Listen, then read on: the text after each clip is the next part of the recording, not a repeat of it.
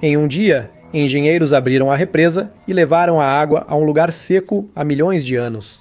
O fluxo foi direcionado ao Grand Canyon, para um leito seco escavado pela natureza em milhões de anos e já enterrado.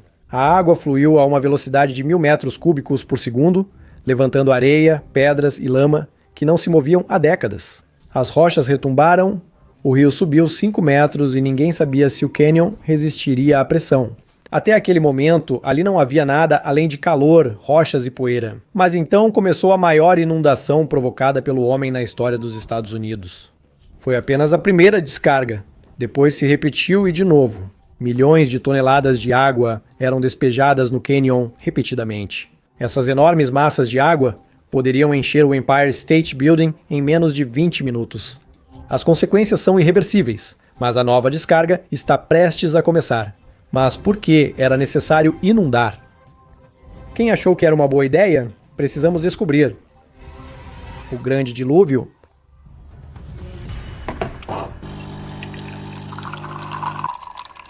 Quem quer uma? Lembrete sutil para agir abaixo do vídeo. Em 26 de março de 1996, às 6h20, engenheiros abriram a primeira das 4 tubulações gigantes da represa Glen Canyon. Esses tubos são chamados de jato e, essencialmente, são enormes canais metálicos pelos quais a água pode ser liberada diretamente do reservatório.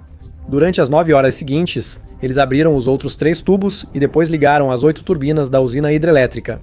A vazão subiu para 1.270 metros cúbicos por segundo, cerca de 50% acima do limite das turbinas. Para facilitar a comparação, a cada 2 segundos passava pela represa o volume de uma piscina olímpica. Quando a vazão aumentou, o nível do rio subiu quase 5 metros acima do normal. Em apenas uma semana, 900 milhões de metros cúbicos de água passaram pelo cânion. Nunca antes algo assim havia sido feito. Foi a primeira inundação provocada da história. Mas antes de falar sobre as consequências, é bom entender por que foi necessário realizar essa descarga. O rio do qual eu falava é o Colorado. Ele atravessa 7 estados americanos e 2 mexicanos, mas, sinceramente, faz tempo que não chega ao mar. Ele virou símbolo dos problemas hídricos do sudoeste dos Estados Unidos. Antes, o Colorado era um rio caudaloso que ia das montanhas rochosas pelo Grand Canyon até a Baía da Califórnia. No México, agora resta só um fio de água, uma corrente quase sem vida que nem chega ao mar. Um fracasso do ponto de vista fluvial. Ao chegarem ao México para verificar o sul do Colorado, os pesquisadores encontraram apenas lama, areia e poeira, não um rio. Onde antes a água fervilhava, hoje há só um leito seco. O curso de água, que durante milhões de anos se estendeu das montanhas rochosas até a baía, chegou pela última vez sozinho ao seu delta. Faz quase 30 anos. Após a conclusão da represa Glen Canyon, o rio Colorado quase não chegava mais ao mar. Quer dizer, ele desaguava, mas de forma esporádica. Em geral, o Colorado é considerado um dos rios mais explorados do planeta. Há 15 represas nele e centenas em seus afluentes. É uma cadeia de represas, estações de bombeamento e reservatórios que controlam quase todo o rio. Mas o momento decisivo para o Colorado foi em 1963, quando o Escritório de Recuperação de Terras, uma agência governamental responsável pela construção de represas e distribuição de água no oeste dos Estados Unidos, concluiu a construção da represa. Glen Canyon fica no norte do Arizona, a só 25 quilômetros, rio acima do Parque Nacional do Grand Canyon. Essa represa bloqueou cerca de 300 quilômetros do rio Colorado e formou o Lago Powell, segundo maior reservatório do país. Imagine uma parede com 220 metros de altura e cerca de 500 metros de largura. Com o seu surgimento, mudou todo o trecho de 425 quilômetros do rio, que vai da represa até o Lago Mead, o maior reservatório dos Estados Unidos. E então, apenas 10 anos depois, os cientistas observaram o primeiro sinal de alerta. Os bancos de areia e as praias ao longo do Colorado começaram a desaparecer. Depois, aconteceram mais coisas. No Grand Canyon, especialmente na parte superior no cânion de mármore, tudo mudou. Antes, milhões de toneladas de areia e lodo vinham da bacia do Colorado, mas agora esses sedimentos não chegam mais. Eles ficam presos no reservatório atrás da represa. Por causa disso, os bancos de areia e as praias começaram a diminuir, tanto em tamanho quanto em quantidade. O que antes se recuperava toda a primavera, durante as cheias, agora desapareceu para sempre. Guia experientes do rio viram essas praias sumirem diante de seus olhos. E onde a água recuou, a vegetação começou a brotar. O salgueiro salix exígua e plantas exóticas, como tamarisco, acácia, espinho de camelo e capim comum, ocuparam rapidamente os terrenos baldios. As árvores de mesquite, que antes ficavam na margem, começaram a morrer, porque o rio se afastou demais delas. De modo geral, desde que a construção da represa Glen Canyon foi concluída, a quantidade de areia que chega ao Grand Canyon foi reduzida em mais de 90%. Antes, o rio Colorado seguia seu curso natural. As enchentes fortes de verão mudavam seu trajeto todo ano. Atualmente, o fluxo depende das pessoas e do consumo de eletricidade nas cidades. A água vai e vem suavemente, sem as fortes enchentes que moldaram o cânion por séculos.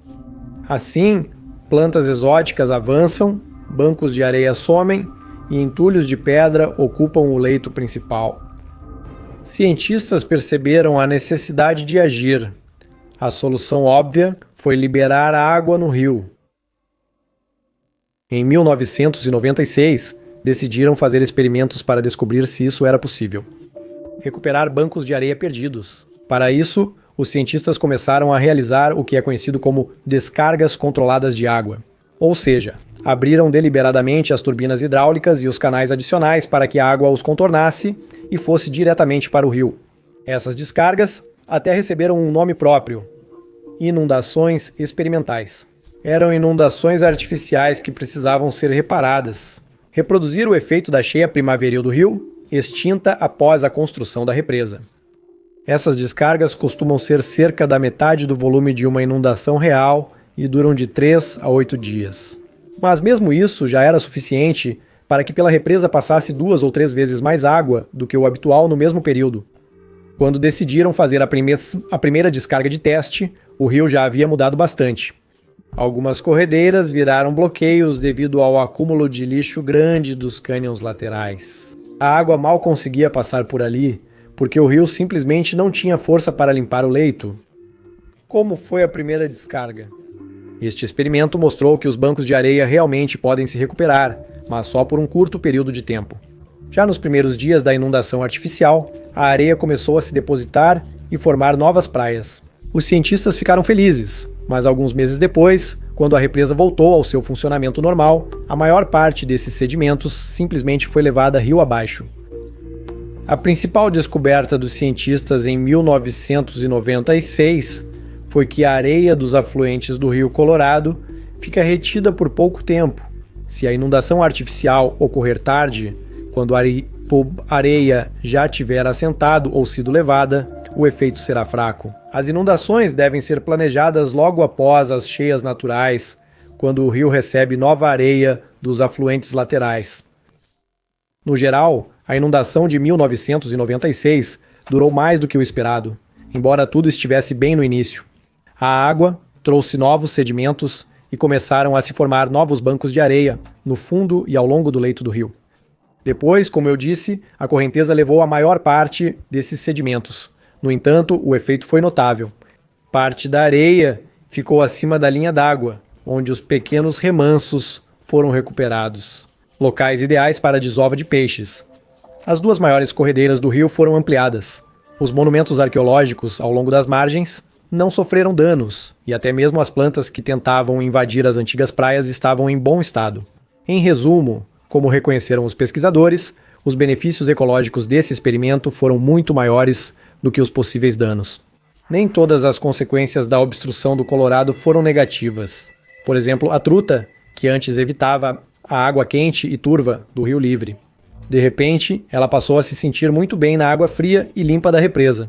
Ela se sentiu tão à vontade que a quantidade de peixes parecia inacreditável. O nível estável da água também ajudou a vegetação ribeirinha. As árvores e arbustos que antes sofriam com as flutuações começaram a crescer, formando uma densa parede verde. Isso atraiu aves raras e depois outros animais. Ao longo do rio, formou-se uma faixa verde de vida, tornando a navegação pelo cânion mais agradável até para turistas. Essas mudanças positivas pareciam tão impressionantes que ninguém percebeu que por trás delas havia sinais de alerta. Só em 1983, cientistas entenderam de fato que as inundações periódicas tinham um papel mais importante do que aparentava. Eram elas que moldavam o cânion e mantinham a vida em seu curso. Por isso começaram a agir tão tarde. Em junho daquele ano, algo inesperado aconteceu. Com o rápido derretimento nas montanhas, o lago Powell transbordou e engenheiros precisaram liberar a água da represa às pressas. Glen Canyon. A vazão chegou a 2.750 metros cúbicos por segundo, menos que nas maiores inundações naturais. Mas ainda assim é colossal. Essa descarga foi a primeira vez que tiveram que ser usadas descargas especiais. Túneis de drenagem gigantescos, escavados diretamente nas rochas ao longo da barragem.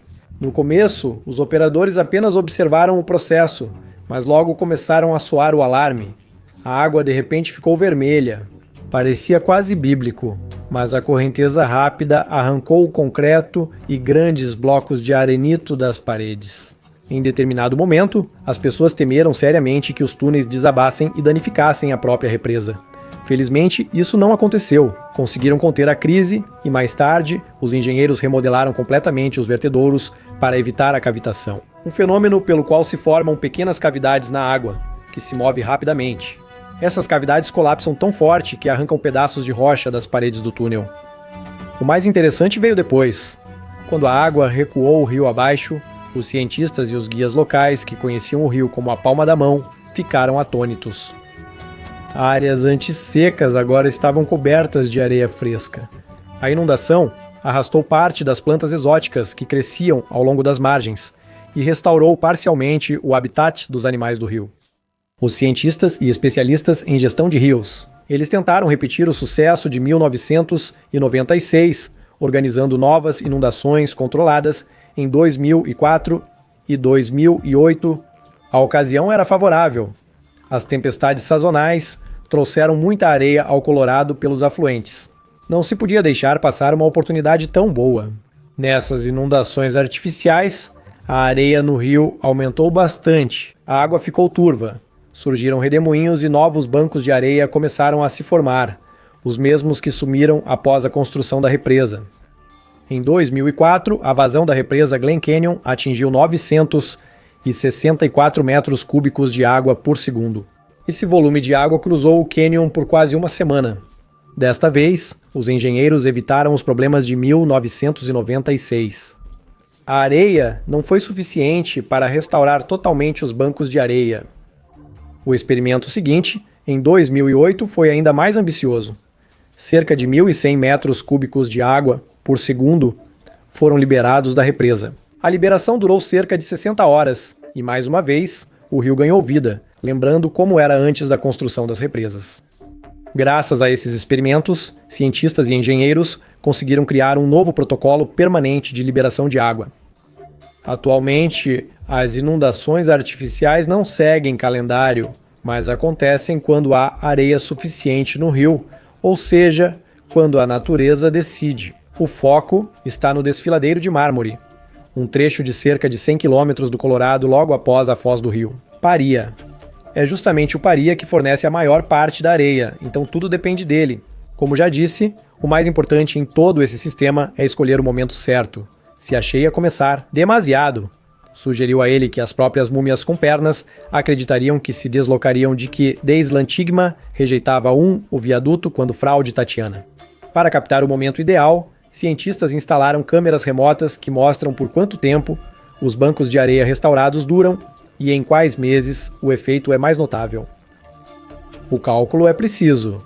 Especialistas comparam a areia trazida pelos afluentes com a levada pelo rio. A diferença entre esses dois indicadores é o momento adequado para liberar a água. Então, a água recolhe a areia do fundo e a distribui ao longo das margens. E todos ficam satisfeitos. Os bancos de areia retornam e são essenciais. Já em 2006, o Serviço de Parques Nacionais limitou o número de participantes nas descidas de bote, porque o número de praias ao longo do rio foi drasticamente reduzido. Sem praias, os turistas não têm onde montar suas barracas, sem falar na segurança. Depois, a situação melhorou um pouco. As descargas periódicas de água da represa Glen Canyon ajudaram a recuperar parte dos bancos de areia, mas o efeito foi temporário. As praias surgiam e sumiam. É interessante que a ideia dessas descargas tenha começado a ser promovida pela primeira vez em 1991, com cautela em voz baixa. Poucos anos depois, em 1993, essas conversas viraram demandas energéticas. Os guias fluviais estavam especialmente ativos. Eles precisavam procurar lugares para acampar em praias cada vez menores. Embora todos os anos chegassem ao Colorado milhões de toneladas de areia, vindas dos dois principais afluentes situados a jussante da represa, era imprescindível aproveitar essa areia. Além disso, os bancos de areia desempenham um papel muito mais importante do que parece. Eles não servem apenas como áreas de acampamento. Nos redemoinhos abaixo das corredeiras, formam-se nesses bancos de areia remansos, áreas tranquilas onde vivem espécies de peixes locais e introduzidas. Os bancos de areia retêm a vegetação e fornecem areia fresca às dunas que protegem os monumentos arqueológicos do vento e da erosão.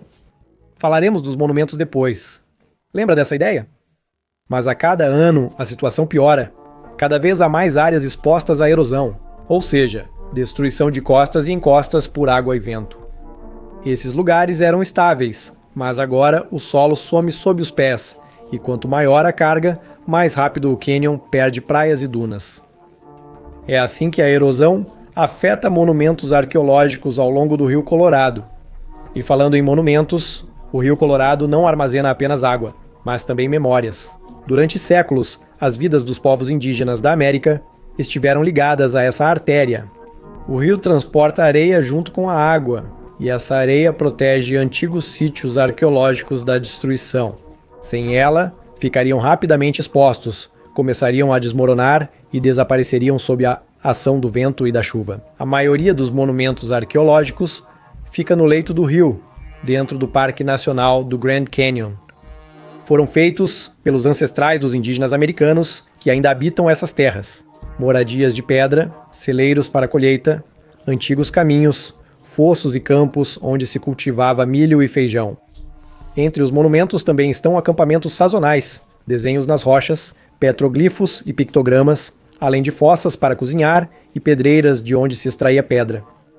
No geral, tudo o que há aqui é história, e uma história muito antiga. Os monumentos mais antigos são do período arcaico, há cerca de 9.000 anos. A maioria dos achados no corredor fluvial refere-se aos ancestrais dos povos e data entre 750 e 1250 d.C. Em resumo, há muito a preservar aqui. Voltando à represa e às descargas de água, o que ocorre lá atualmente? Quando o Departamento do Interior dos Estados Unidos aprovou uma nova estratégia para essa gestão do Rio Colorado, decidiu-se realizar descargas controladas de água da represa Glen Canyon de forma regular, para recuperar os bancos de areia repetidas vezes, permitindo que o rio volte a transportar e depositar areia como antes. E os resultados não demoraram a aparecer. Depois de cada uma dessas inundações artificiais, os bancos de areia ficavam maiores. Os dados das 3 primeiras descargas mostraram que a redução das praias e margens arenosas podia ser revertida se a água fosse liberada com frequência adequada. Em 2012, o departamento aprovou um documento determinando a realização regular das inundações. 3 meses após sua aprovação, o Rio Paria trouxe quase 700 mil toneladas de areia para o Colorado. Foi o momento ideal para o primeiro experimento?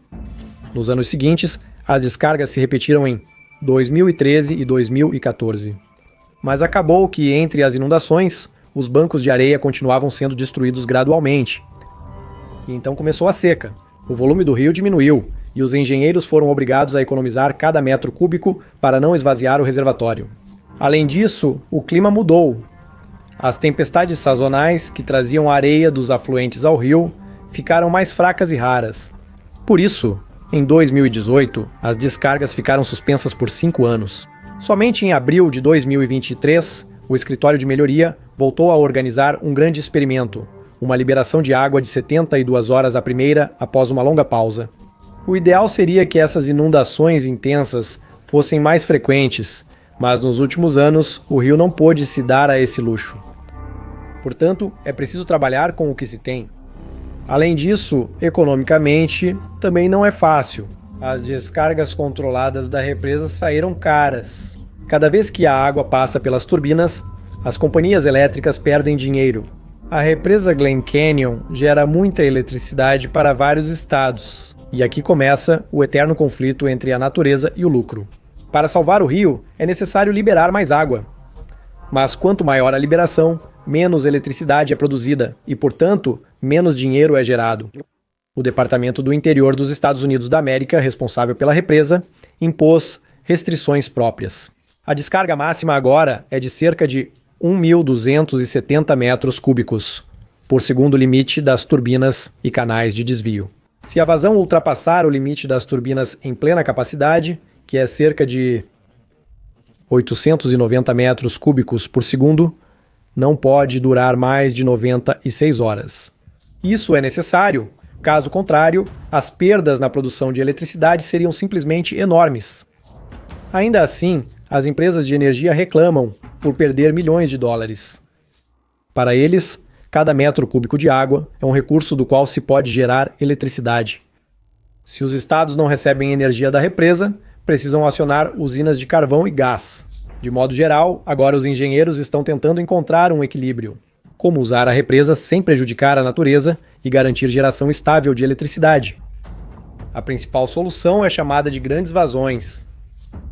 Descargas curtas e potentes ocorrem quando há acúmulo suficiente de areia rio acima e uma única liberação abrupta.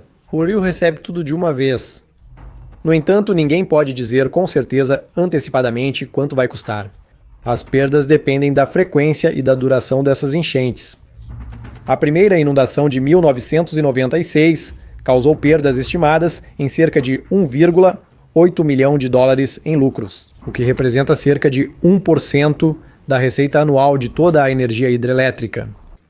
E se somarmos o custo da pesquisa científica e da supervisão, o valor quase dobra. Mas, sinceramente, os problemas do Rio Colorado começaram muito antes da construção da represa, porque ninguém previu que tanta gente viveria aqui. A seca e o aumento da demanda por água pressionam constantemente o rio. Em 2013, a American Rivers colocou o Rio Colorado em primeiro lugar em sua lista anual de rios ameaçados dos Estados Unidos da América, e a principal razão, segundo os especialistas, é que o rio é administrado de acordo com um esquema obsoleto. Seus recursos hídricos são distribuídos por princípios centenários. Naqueles anos, a vida era um pouco diferente. Achávamos que a água era infinita, mas hoje sabemos que não. A demanda por água já excede a capacidade do rio. Atualmente, tudo é retirado do Colorado e seus afluentes para beber, irrigar, tomar banho e até dar descarga. O Colorado abastece cerca de 40 milhões de pessoas em 7 estados: Arizona, Califórnia, Colorado, Novo México, Nevada, Utah e Wyoming. Suas águas irrigam 2,23 milhões de hectares de terras agrícolas. Elas giram as turbinas das hidrelétricas, que fornecem eletricidade para grande parte do oeste dos Estados Unidos. Quase 2 dezenas de tribos indígenas e 11 parques nacionais, incluindo o famoso Grand Canyon, dependem do rio. O que fazer a respeito? Os ecologistas repetem: é preciso aprender urgentemente a economizar água e reutilizá-la. Isso não é só reduzir o uso de água da torneira, mas também adotar programas amplos de economia de água na agricultura, setor municipal e indústria, resumindo, economizar em tudo e aproveitar cada gota ao máximo. Municípios e proprietários de terras devem adotar irrigação mais eficiente, reduzir perdas de água no transporte e buscar alternativas às reservas subterrâneas. O que mais? Em regiões áridas, é preciso pensar em importar água, reutilizar águas residuais tratadas ou dessalinizar água do mar ou salobra. Mesmo os cientistas admitem que é mais fácil falar do que fazer. Muitas soluções exigem enormes investimentos e não são adequadas para todas as regiões. Mas se nada for feito, o Rio Colorado simplesmente não vai sobreviver. Ele flui pelo Grand Canyon há 6 milhões de anos. Mudanças climáticas, crescimento populacional e consumo de água podem ameaçar a existência do Colorado. É um problema complexo que 7 estados e o México tentam resolver há anos, até agora, sem muito sucesso. Para você entender, o acordo inicial sobre o Rio Colorado foi feito e assinado em 1922, há mais de 100 anos. Naquela época, cerca de 500 mil pessoas viviam nessa região e ninguém previa que a população do Sudoeste aumentaria tanto. Hoje em dia, mais de 40 milhões de pessoas vivem na bacia do rio e as antigas regras simplesmente não conseguem suportar essa carga. Assim como o rio, por sinal. E lembre-se, o Oeste enfrenta a pior seca em 1.200 anos sem água disponível. E sim, o Colorado seca completamente. Estou me referindo à parte inferior da represa. Quais consequências isso poderia ter para o Grand Canyon? Por mais estranho que pareça, nada de bom. O Grand Canyon já está secando, e não é preciso ser ambientalista para notar. A terra está rachada, a areia está queimando, a vegetação está diminuindo, até o ar aqui parece mais seco do que antes. Cientistas alertam que o nível das águas subterrâneas no cânion está caindo e que no futuro será ainda menor. Mas isso não é a única coisa que preocupa as pessoas, nem mesmo as consequências ecológicas do desaparecimento definitivo de um rio assim. Alguns afirmam que sem o Colorado, o rafting no local acabará. Bom, lógico, é uma atividade popular, e todo ano cerca de 27 mil pessoas descem pelo Grand Canyon. Não é apenas turismo ou atração, mas uma cultura e uma nova forma de ver o canyon pela água. E se o rafting ficar impossível? Não há garantia de surgir alternativa. Sim, é possível imaginar caminhadas, estradas ou rotas de bicicleta pelo leito seco, mas aí já seria outro canyon. Toda a natureza selvagem deste lugar mudaria. Os animais que bebem do rio iriam embora, as plantas que cresciam ao longo das margens morreriam. Tudo ao redor será diferente. Mais espinhos e cactos, menos árvores e sombra, e o calor, que já é exaustivo, se tornará simplesmente insuportável. Sinceramente, é preciso ser um grande amante de trilhas para percorrer o canyon nessas condições. E ainda restam os habitantes locais, para quem a questão da água é uma questão de sobrevivência.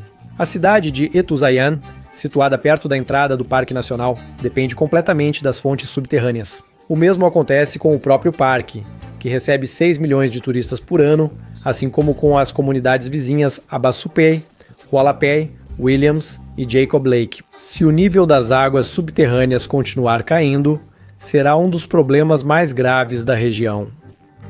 Nos próximos anos e décadas, haverá cada vez menos água para pessoas, animais e plantas. E por enquanto, a única coisa que podemos fazer para evitar a catástrofe é economizar água, redistribuí-la, promulgar novas leis. A questão é se as pessoas estão dispostas a mudar seus hábitos pelo bem do futuro. Deixe seu like. Até logo!